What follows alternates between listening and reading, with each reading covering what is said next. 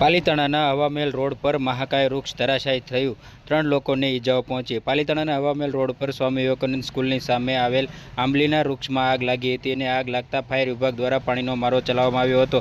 આગ કાબુ મેળવી રહી દરમિયાન અચાનક વૃક્ષ ધરાશાયી થયું હતું અને ધડાકાભેર જમીન દોષ થતાં 3 લોકોને ઈજાઓ પહોંચી હતી અને વાહન ચાલકો દટાયા હતા, જેને લઈને ફાયર વિભાગ દ્વારા તાત્કાલિક બચાવ કામગીરી શરૂ કરાતા વૃક્ષ દટાવવાની કામગીરી હાથ ધરી હતી।